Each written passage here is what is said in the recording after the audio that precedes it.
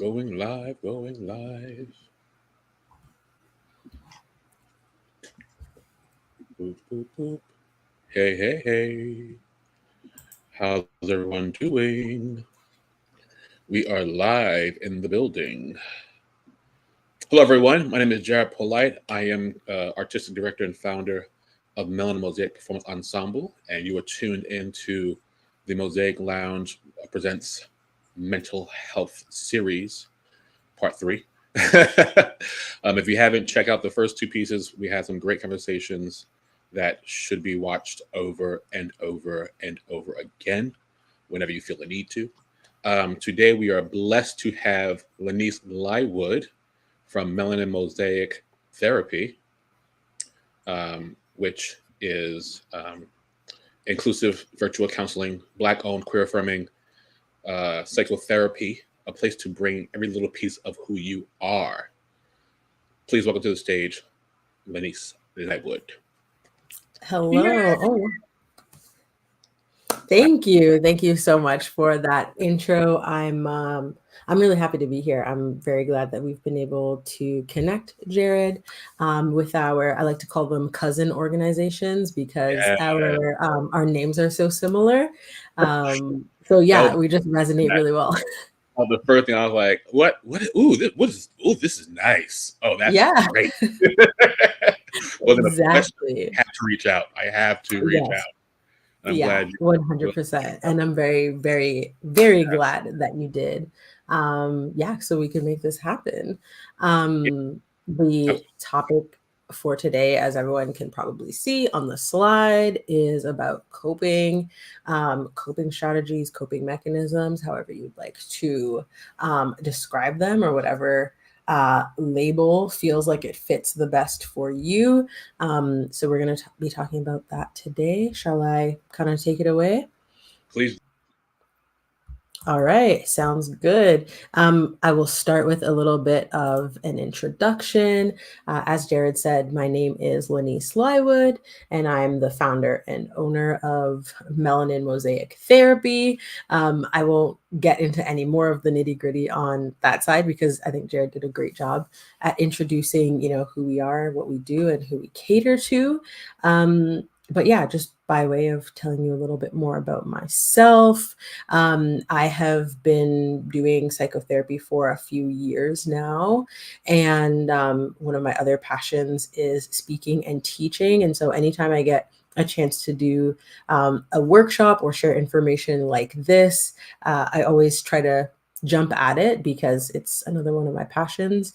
And I think that one of my responsibilities in being able to learn about these things and being able to practice these things in my own life is to then pass that on to others. So hopefully they are able to implement it for themselves and just continue to spread it around, to pass it around for all of our collective like mental and emotional well-being. So just to give you an outline of where we're headed today, we're going to start off with kind of a mental health 101. What does mental health mean? What comprises mental health? What affects mental health? And then we're going to talk about some warning signs that I think it can be really important to kind of keep in mind. Then we're going to get into the bulk of the conversation, which is about coping mechanisms, coping strategies that you can employ at different times in your life and to meet different needs. And then third, because I am a therapist, I like to drop some information for if you choose therapy, if that is one of the coping strategies or the tools that you choose to use in your toolkit, then sometimes it can be nice to kind of get some insider information about what therapy actually entails and what some of your options are in terms of that. So without further ado, we'll hop into part one, Mental Health 101. So this is a slide that you will see come up probably one other time in this presentation. I just think it outlines the topic of the mental health, mental illness continuum really well and hopefully somewhat simply. But the point that I really want to drive home is that mental health is a continuum, it is a spectrum. And at any given point, we will all find ourselves at some point on this continuum. So if we're starting over on the section on the left there with occasional stress, mild distress, these things are universal. We are all going to experience them in some way, shape, or form. But when we're looking along the continuum, a lot of times people will use ability to function as a good marker. Um, I think it's very important for us to recognize context. And I think that using functionality as a measure can be very reductive when it comes to mental health. It can be very uh, individualistic and take out a lot of the context in terms of what's happening in that person's system, like their community around them or the systems that they have to move through. It might not be taking into account the things that are happening globally in the world that they are watching, happen through their screens day to day and week to week. It doesn't take into account what's happening, politically, environmentally, etc. So what I want to hone in on is that this idea of function is not simply about productivity. It's not about, what you can churn out and what you can make money off of, for example.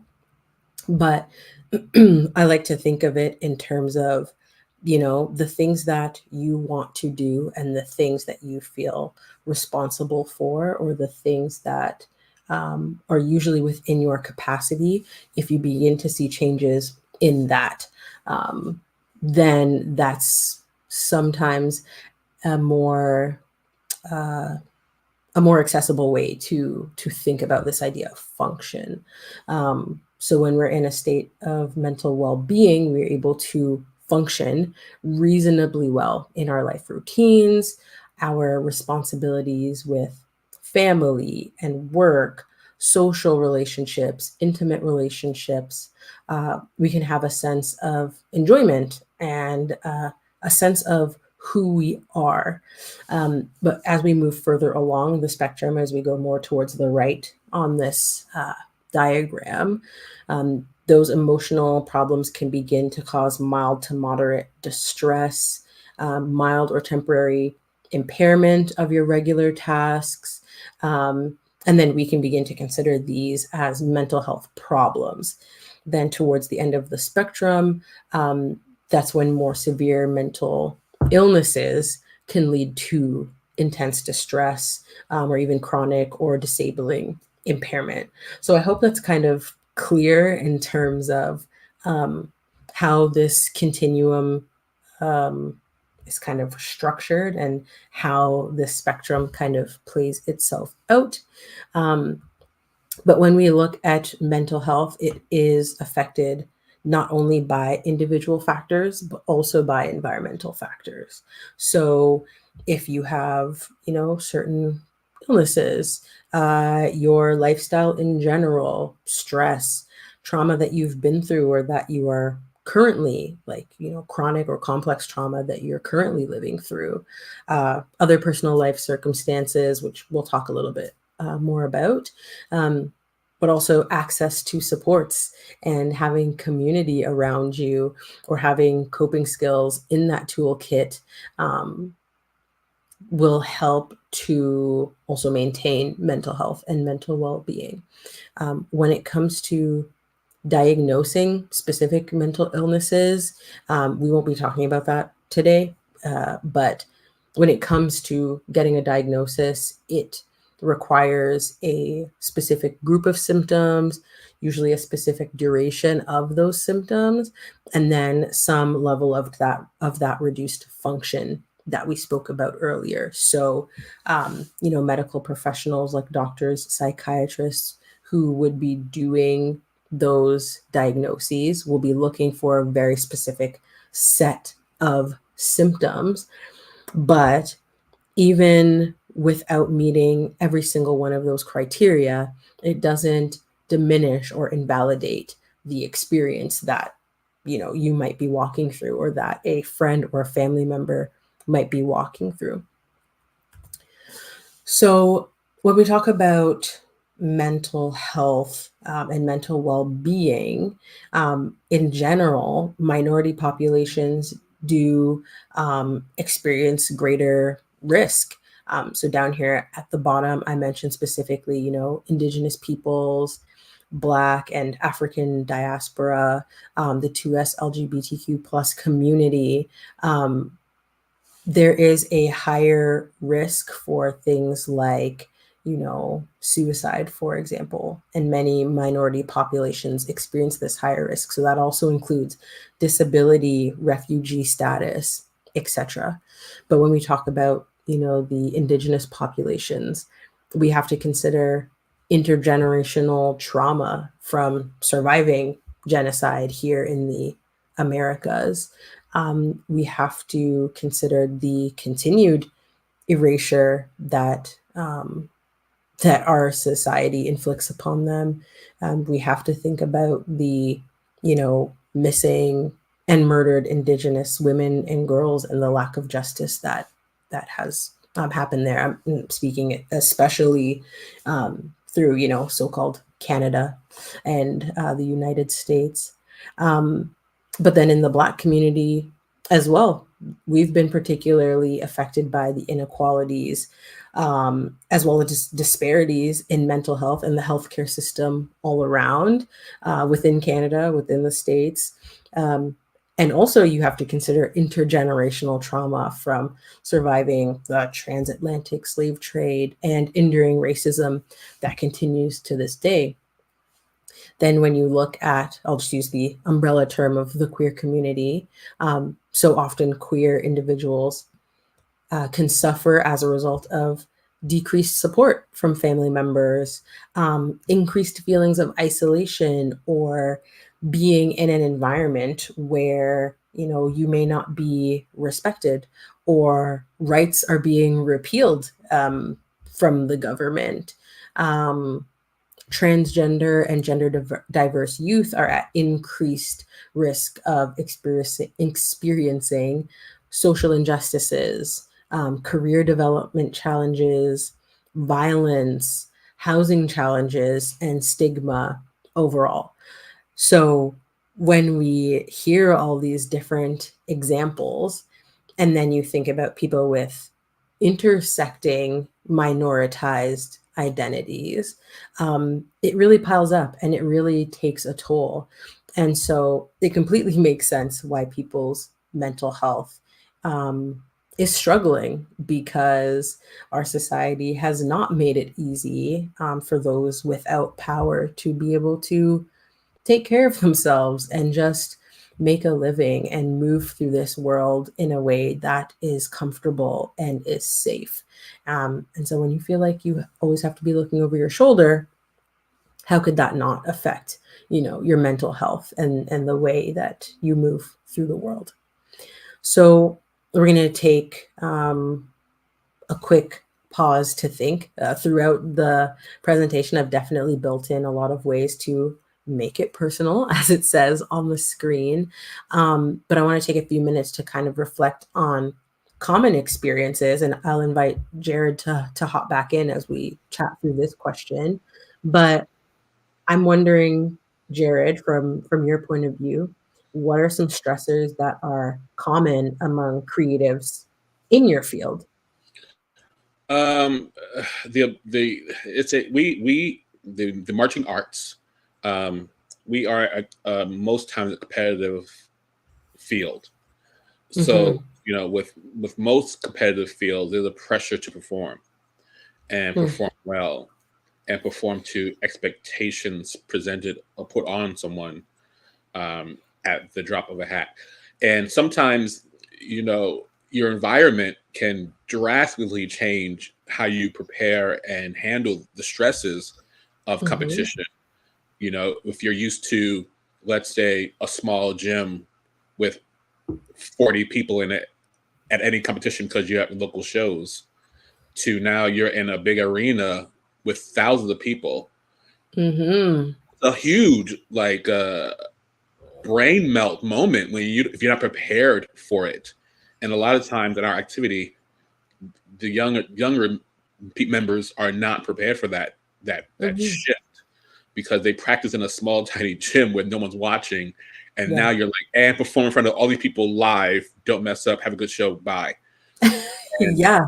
Yeah, and then you're absolutely. scored and judged on how well you do or do not perform. And then sometimes me as a performer myself, as an older performer, even when I've had stresses going into a competition and it didn't turn out the way I wanted it to. And I Mhm. recall a few times just breaking down and crying, like not even out of uniform, just go behind a wall and just crying because I Mhm. put so much pressure on myself to perform well and not let the team down. Yeah. And you realize that, you know what, it's going to happen. You're human. Things will happen. It's a new environment every single time you're out there. Just make sure you're doing the best you can at any given time, and that's all. Because the judges and the scores are gonna be what they're gonna be, no matter what you do. True. So True. just go out there, have the best run you can, and if you don't have the best run, then make it up next time. Yeah. Yeah. Yeah, for sure. And I think that topic of high expectations is such a big one because sometimes it is about the results, sometimes it's about the behavior and the leadership qualities and the ability to carry yourself, like you said, on such a huge stage in front of so many people. And sometimes that's coming externally from, you know, coaches or, choreographers, leaders Yeah. within the marching arts. But sometimes it's actually can be even heavier when it's coming internally because you Mm, mentioned like, oh, I don't want to let the team down, for example. It's not that the yeah. team is saying like, hey, you new person, you better not let us down, but naturally walking into it, that's something that we would feel. Yeah. Yeah. How do you as a leader try to help, um I don't know, like prepare some of the newer people to balance some of these stresses? Honestly, it's so hard to do because a lot of times these young adults are brand new, 1 year, 2 years. Maybe they've been in front of a crowd outdoors in a football game, or maybe they just started winter guard and have no experience at all in front of a crowd. And I know when I started, some of the things that I was taught from watching other professionals was practice how you perform. And Hmm. that, for me, released a lot of the stress of performing. Even when something went wrong, I knew how to continue going forward without letting it break me down to a point Yeah. where I just shred down and crumble and don't finish strong. So it really is a Hmm. matter of just practicing how you perform. That's why I used to say practice how you perform, especially when the rehearsal, and getting those reps in by yourself to make sure that you're prepared, not just to go in and do the job, but do the job to the best of your ability. If you don't practice, Hmm. you don't, can't practice at rehearsal. You rehearse at rehearsal, you practice at Yeah. home. So those are those Hmm. small things you have to really stress to the performers when and where rehearsal and practice and how you perform really goes hand in hand. Yeah. Yeah. I love how you said that. Like you don't practice at rehearsal. You rehearse at rehearsal, you practice at home. Yeah. And I feel like that ties in really well to our conversation or like the topic of this workshop as well, because when you're coming into those high pressure situations, the things that you're practicing at home in terms of your own emotional regulation or practicing some of those coping strategies beforehand actually Hmm. helps you then when you're in game time, when you're in competition time. Honestly, even sometimes when you're at rehearsal, right? Like there's an expectation sometimes to Yeah. suppress your feelings when you're at rehearsal and when you're at comps. Your life could be on fire Exactly. outside in the background. And then when you get here, you're expected to just be like on and smiling and 5, 6, 7, 8. Um, Exactly but those. right. But making sure that it's actually not that you're just suppressing everything and um you're never giving yourself space to process it. Um Yeah, making sure that you're not just repressing and suppressing, that you're actually giving yourself space to process the dumpster fire that's happening over here at some point, because then otherwise it does seep out and it comes out usually at the most inopportune times or in the ways that you would like it to the least, if that makes sense. Yeah, absolutely. Mm-hmm. Mm-hmm. Yeah. Okay. Is there anything else that you want to add to this? Because I feel like it's a pretty good segue into the next part, but I want to make sure that you've, No, I, if there's I anything else think, that came up. yeah, I think we're good. Anybody want to say something else? Leave a comment, please. Mhm. We're Guys around. will be watching the comments. So if there's something that comes up, even if it's later, we can always kind of circle back to it. Exactly. Awesome. So with that, I think it's a good segue to warning signs because, like I said, if we're not giving our emotions the place and the space that they need to be, dealt with and processed and expressed, then they're going to leak out, they're going to seep out in ways that we usually don't want them to. So here are some warning signs that your mental health may be declining. So, one, you might find it difficult to concentrate on anything and feel a lack of motivation to do so. Um, you might find yourself, isolating from family and friends, avoiding any contact with them. Uh, you may find it extremely difficult to get out of bed and do some of those everyday tasks that you do value, or a loss of interest in doing things that you really used to enjoy. So let's take even, for example, your art, whatever form of art you personally do. That just might not be doing it for you. You're not really feeling that spark. You're not really feeling that inspiration when normally you're just out here and you're creating and it feels like you are on a different plane when you're in the zone for your art. But then this loss of interest might feel very confusing for you. So that could be a sign.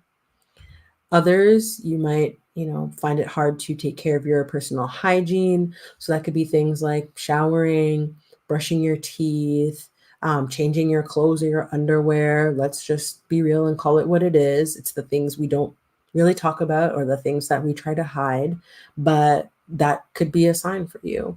Um, you might see changes in your appetite. So some people might find it very hard to eat, some of their favorite foods or things that they love, while others might find themselves overeating or feeling, compelled to go much further with certain meals or snacks that they enjoy. And then feel certain uncomfortable feelings after that happens. And you might also feel disconnected from reality or disconnected from those around you. Um, so those are some warning signs that you might see in yourself, or you might see in someone like a roommate, for example. And it can be a good place to start a conversation about supports that might be needed, or just really small changes that might need to happen that can help. So again, it's time to make it a little bit more personal, but in this case, I think maybe just taking a few minutes to reflect on your own patterns. I'm actually gonna leave some time for if anybody is, pardon me, watching this back later. This is a great spot to kind of pause the video. Well, after I show you the questions, it's a great spot to pause the video, maybe grab a paper and a pen or a journal if you use one, a notebook that might be lying around, and really try to write down some of these answers and see what's coming up for you. So, question number one is, I tend to get most stressed about blank. You can just write down, jot point form notes. Certain areas to consider could be regarding work, could be regarding family or other personal relationships, could be regarding, some social anxieties or certain responsibilities that you feel like are on your shoulders that make you the most stressed. So maybe take a few minutes to jot that down. But then the second question is really reflecting on your own patterns and your own warning signs. So it reads, when I'm struggling, I tend to do or be or have less blank and more blank. So, for example, when I'm struggling, I tend to have less patience and more attitude. For example, if you find it comes out relationally like that, but there are umpteen examples of how you could fill this in. So maybe pause here and take a few minutes. But in the meantime, Jared, is there anything kind of coming up in the chat that you think we should mention or discuss? If Not yet, but I love these questions because it really does make you stop and think about not just your mental health at this moment, but in the future, in the past, in the present, how mm-hmm, you handle these things and how you cope with stress in your day to day mm-hmm, life. It's not just and it's never going to be a one answer for everything because different stresses in life create different reactions. You know, what late for work is one stress. yeah, Seeing a dead dog on the street when you're late for work is another stress. The might yep, not be the same stresses, but they react different ways, and it really does create an environment of chaos if you don't learn how to maintain your mental health and how to yeah, go about your day, and cope with the stresses that come from just being in this planet at any time. Drivers at any time can be stressed out. They're fine until someone cuts them off or someone runs a mm-hmm, red light or something happens where they are all of a sudden, "Arr!" mm-hmm, and they were fine yeah, before that, yeah, but now road rage absolutely, situation. yeah. Yep, absolutely. You're like having a great time running this errand or doing whatever, and then you come out and there's a parking ticket on your car, Mm, or you see your bus whoosh, driving away without you, and that's exactly. that day ruined. Um, yeah, and one thing I like about this question, the second one in particular, is that it gives people a chance to reflect on their um, patterns or kind of their default reactions outside of when you're actually upset. So when you're watching this presentation, you're probably not fuming and angry about whatever happened, yesterday, for example, but you can look back and say like, okay, yeah, when that person annoyed me, I responded in this way.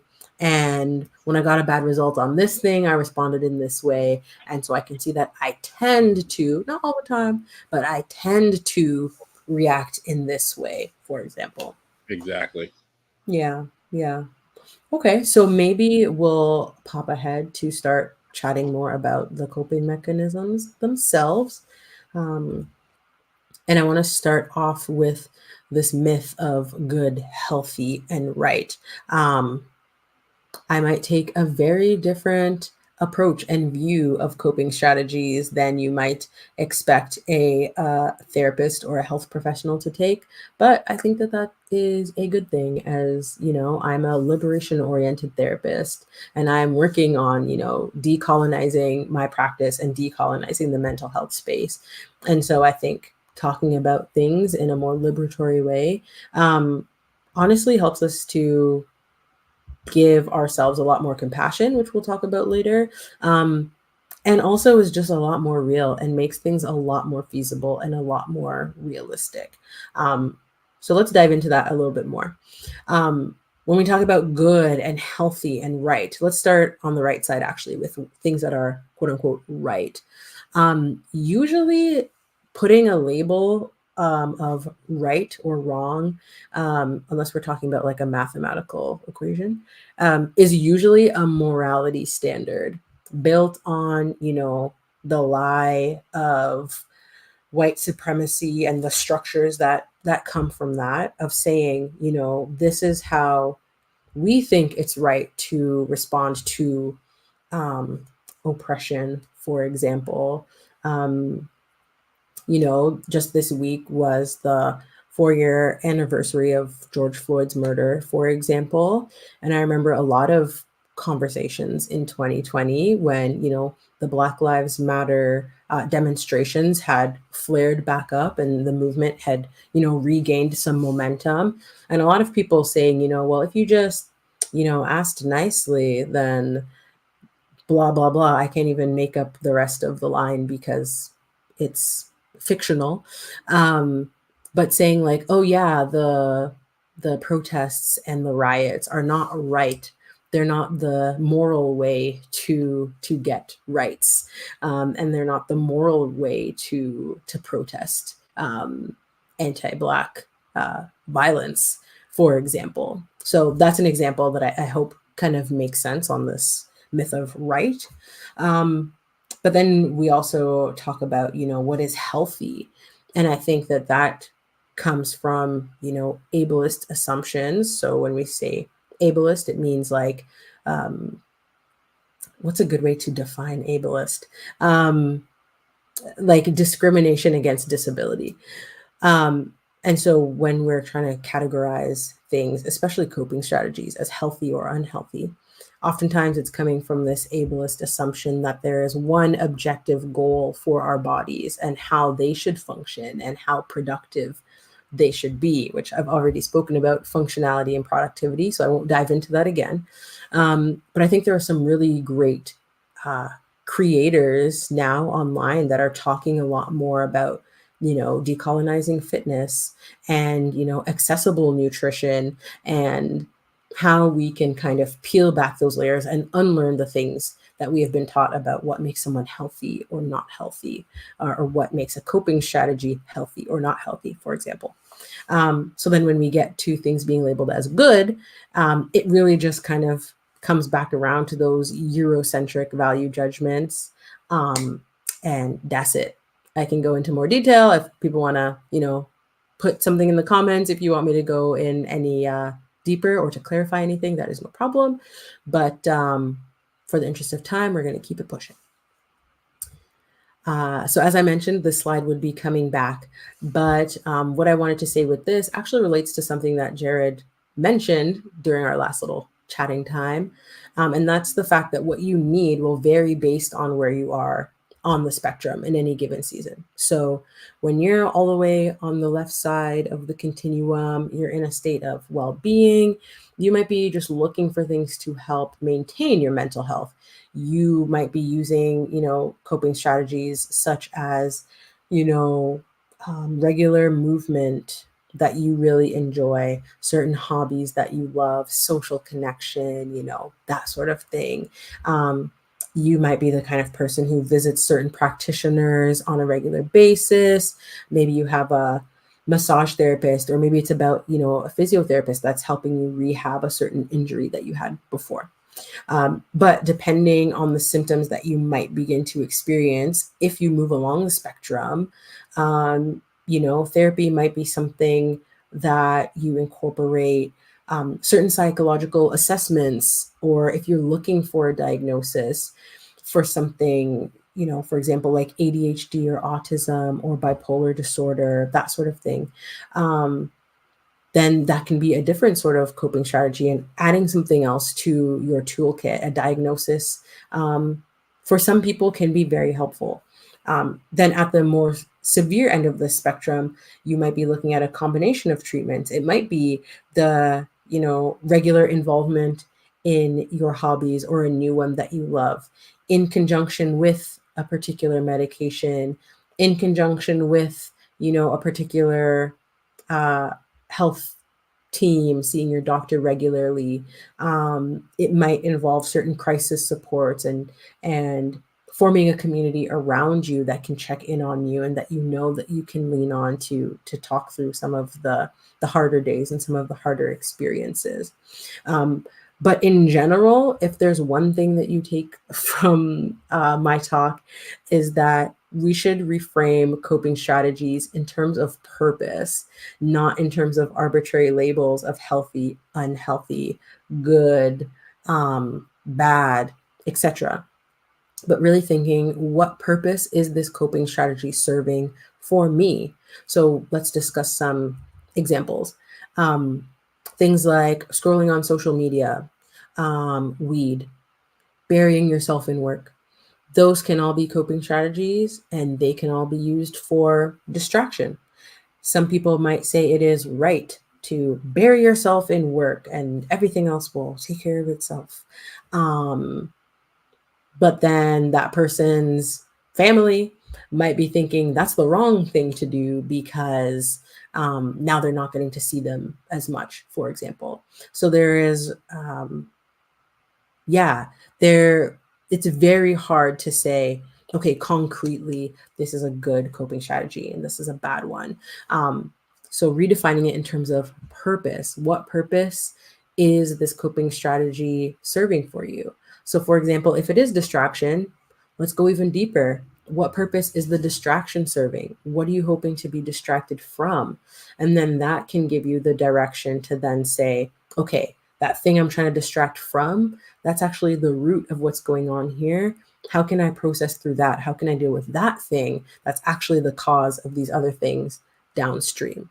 So we can look at things, other examples of coping strategies. Um, Cognitive distortions, I have it in quotes here because that's just the name that they kind of have in the psychology world. And so if you were going to Google it or look it up, that's the phrase that would bring you to these things if you do want to do some more research on your own. But things like catastrophizing, which is looking at the worst possible outcome, overgeneralization, so these broad interpretations from a single or a few event. So that could be, I felt so blank, insert an emotion here. I felt so blank when this happened. Therefore, I'm always so whatever. I'm always so emotional, or I'm always so, fill in the blank. Um, Personalization. So that's the belief that one is responsible for events that are outside of their own control. So, for example, my mom is always upset. Uh, she would be fine if I did more to help her. Maybe that's true, especially if she has said, hey, can you help me out more with this thing? But sometimes we make things about us when they are not really about us. In this example, that person's mom could be upset at a lot of different things. And sometimes we end up kind of hurting our own feelings when we put ourselves as the cause of certain situations when we are not. Another example of one of these cognitive distortions is extremely rigid boundaries. So I can't ask for help, I can't be vulnerable, I can't be open, etc. So there are other ones here that are listed under movement and mindfulness, also under self-harm, which by definition is just when someone deliberately inflicts physical or emotional harm on themselves. But again, all of these things, they're not coming from, I'm not listing them to come from a place of shame. Again, it's looking at what purpose, for example, is what purpose is dance serving for me? Am I using it as a distraction from something else, or is it a an extremely fulfilling area of my life where I feel free? Um, what purpose is cutting serving for me? Am I just trying to feel something? Am I trying? Is it a cry for help? Is it distracting me from this other, let's say, emotional pain, or maybe even worse, physical pain that I am feeling from something else? So these are some examples. And another example I want to share is the example of substance use. Again, no shame. People use substances for very different reasons: relaxation, partying, waking up, um, coping, numbing, blacking out. So, again, what is that purpose for you? There's a list here of major categories of substances, but I just want to highlight some uh, some parts of substance use that might be concerning for certain people. Signs for yourself or for people around you. It's just good knowledge to have and to be aware that when people are diagnosing substance use disorder, there are four main criteria that they look at. One is feeling like you have less control in terms of the amount that you're taking, or the amount of focus, or the amount of money that you are spending versus what you planned. Number two, if people are experiencing social impairment, so again, struggles to fulfill those responsibilities that they want to fulfill, or they are starting to experience more relationship issues. Three is biological changes, and when we say that, we're usually talking about withdrawal. So when it's coming out of your system, you are feeling negative physical effects, or you find that you are really building up tolerance, and it's taking more and more and more amounts to feel the same results that you were feeling at the beginning. And the fourth one is risky use. So whether that's using in harmful places, or it's starting to have negative physical and mental impacts on you. So again, good knowledge to have and to be aware of for yourself and for those around you. But overall, please try to have compassion for yourself. The strategies that you use now, or the strategies that you used in the past, were likely formed out of necessity. They probably developed to protect some past version of yourself, and what you needed in that time, or what you had available to you in that time, and what you reached for, um, was the best that you could do with what you knew, with what you had. And so, coming from a place of compassion, I find often helps us to continue to build and continue to grow, and to make changes if we wish to make changes, from a place that feels more aligned to your values. And so, we're going to probably move towards ending soon. I'll do a time check with Jared soon. But um, I do want to make it personal one more time, and leave you with some questions that I think are honestly better to take some time to reflect on. These are really big questions.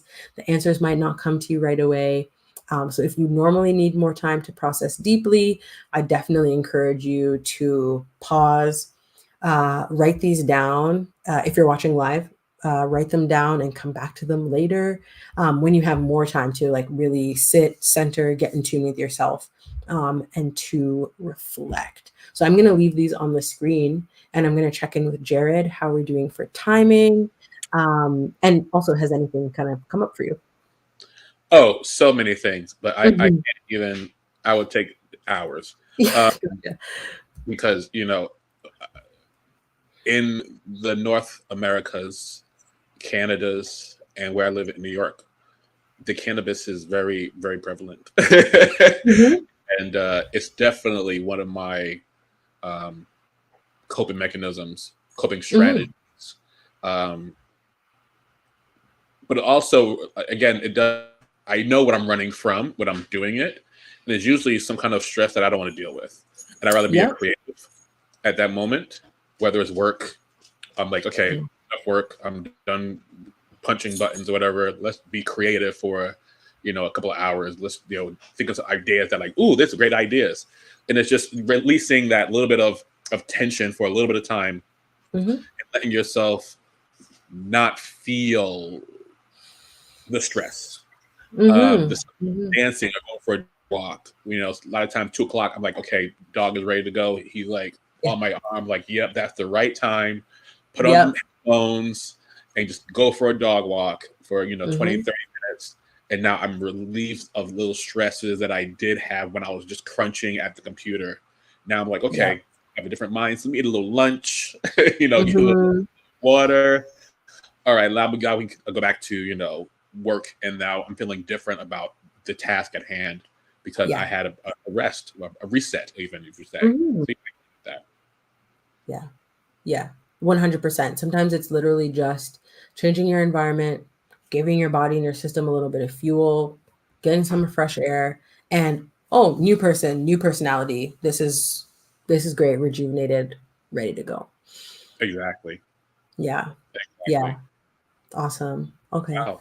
But yeah, we're about 44 minutes in, and that's uh, great, Mhm. great information. Yeah. Um, that's your last slide. No, I can just close it out. It's probably been up long enough. I hope people were able to jot it down or just take a picture. So let me just pop over and close it out then. Our timing is good. Um, I quote myself. Yeah, And this is a me quote. It is okay to know where you want to be, believe you can get there, and take steps toward it without putting yourself down for not being there yet. yeah, In people who join me, two people who join me in therapy, so often I say like, you need to be your best teammate, and a lot of them play sports. Like, hey, if your teammate is missing shots during the game, is it helpful to be yelling at them and putting them down? And everybody knows it's a no. Um, but so often, like, we do that to ourselves, right? Like, we're not where we want to be yet, and we put ourselves down, like, oh, you're so this, you're so that, you'll never this, you'll never that. And I'm like, you're being a bad teammate to yourself. How can we change things around so that you are being the best teammate for yourself right now to get where you want to be? You know? yeah. Yeah. Absolutely, So absolutely. yeah, It, yeah. I've definitely felt that way with Melanin Mosaic Performance Ensemble. You know, Hmm. being a youth and always thinking where I want to be is not where I'm at, but then I have to think Yeah. how far I've come Yeah. and and think about that was good. I Mm-hmm. started Mm-hmm. was Yep. literally a laptop on my bed to Yep. even being here talking to you as in this mental health workshop. Yeah. It's not where I ultimately wanted to be, Mm-hmm. but it's a great stepping stone to getting to where the next level is. And I'm ecstatic that we are able to provide these conversations and talks to our communities because honestly, no one else is doing it, and Mm-hmm. it's imperative that we do present these things to people who need it. Um, Yeah. because if you're not, then you're going about it by yourself, and sometimes that's not the best situation at all. Yeah. Yeah. Yeah. Absolutely. Absolutely.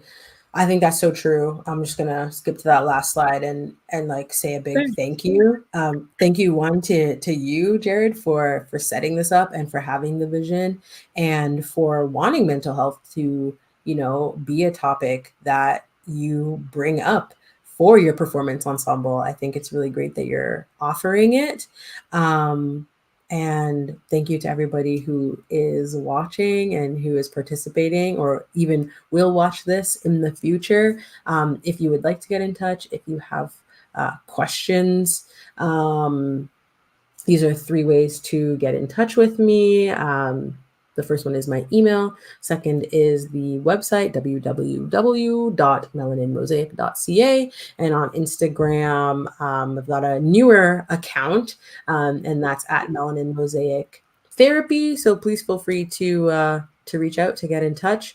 Please And reach yeah, go ahead. out, reach out, Yeah. please. Yeah, so that's everything for me. It's honestly been a pleasure, and it's probably not the last thing that we will do together, our cousin organizations. I am so happy to have found you in the first place. That it was easy to be like, I have to reach out because everything was perfect, and I said, this is the people that we need to hear from. And I thank you, Lanise, for being here and giving of your time and giving of your information to the Miller Mosaic Performance Ensemble family. And I can't wait for us to do more of these great initiatives together Yeah, as a Melanin Mosaic team. Go team, because mental health yeah, work with a team is teamwork. yes, It's yeah, teamwork. exactly, 100%. All right, thank you so Everybody, much. thank you. Have a great evening. And You too. stay tuned for more from Melon Mosaic Performance Ensemble and our mental health series coming at you tomorrow night, 7 p.m. Take care. Bye bye.